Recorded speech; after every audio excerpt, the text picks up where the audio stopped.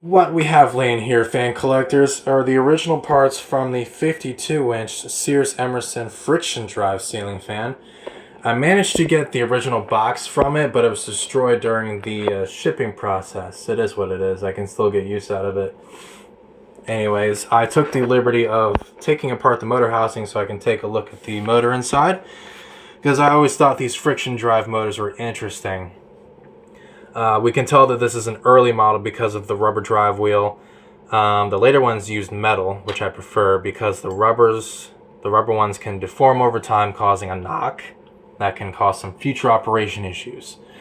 But how this works, it's using a rubber drive wheel, like I said, to drive the die cast or the hub in which the blades are mounted to under here, and it would spin like this. Trying my best to do it with one hand, but I always thought it was interesting to have a fan within the fan to keep the motor cool. And I thought, I believe this is a motor that would be inside of a box fan. Not entirely sure what type of motor this is, but it's interesting about the string attached to the variable speed control. I haven't seen that before, but I will mount this up and I'll talk more about it. Alright, here we go. Now, I meant to show the paperwork that I got. The original paper, owner's manual, Sears owner's manual, 52-inch ceiling fan. Pretty neat stuff. Now, the frickin' drive. These things were manufactured between 1978 and 1982. The Emerson or Sears, this was their attempt to making a cheaper fan. The design of it completely sucked. Motor housing's plastic, blades are plastic, switch housing's plastic, variable speed knob is plastic, canopy's plastic. And it's a very complicated design. It's basically a rubber drive wheel that drives the hub, which the blades are mounted to, which I mentioned earlier. And because of that design, these things were not made to last, even though they were marketed for outdoor use, surprisingly. 5 years tops. And this thing sounds worse than my gear-driven fan.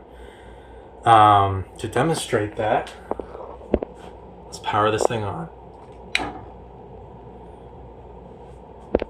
And the speed control's a bit clutchy and touchy, so it's very inconsistent with the speed. Right now it's on the highest speed. I'm trying to get it to spin up here.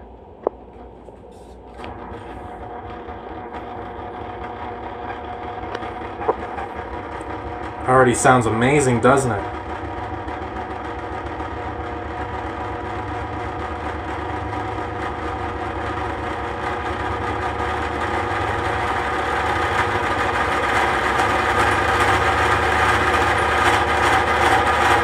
This thing can be heard from the ceiling or the room above my room.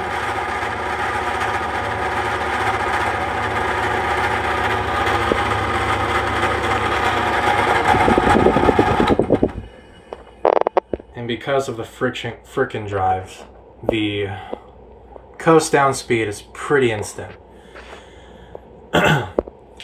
This was Emerson's probably it was their shittiest fan they've ever put out, surprisingly, because they put out some good stuff. Some good industrial stuff like the Emerson heat fans, the blender fans, and the designer Casablanca ones. So you're kind of like, why the hell would you put this piece of shit out there? And these things are kind of rare, and you know why? It's because they suck! They're unreliable, they are extremely noisy, they are not the best performing fan, they don't last a long time. They last for freaking 5 years at tops. I may have said that before, but it's just a very, very interesting, weird design fan. And I still have to give it some help here.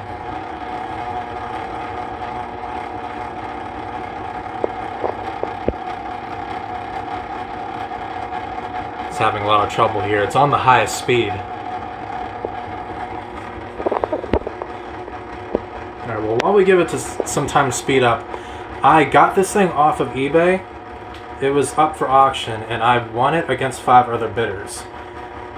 Just like my gear-driven fan, I had to. That was up for auction too. I had to win it. But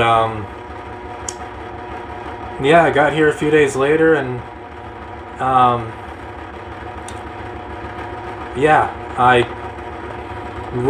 been looking for one of these friction drives for a while now, even though they're a complete piece of garbage. And it does move a good amount of air for what it is.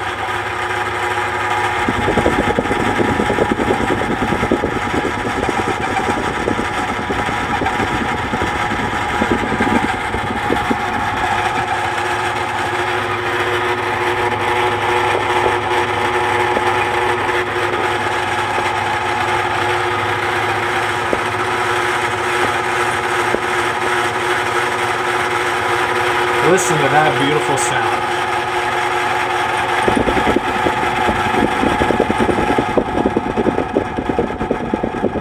Now if I do it any slower, the motor's just going to stall out.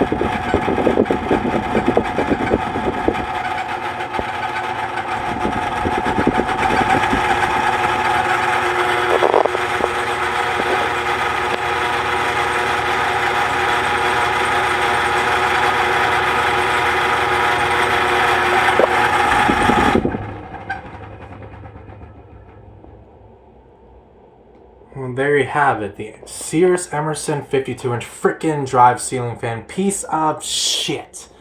Hope you enjoyed the video. Have a good one, guys.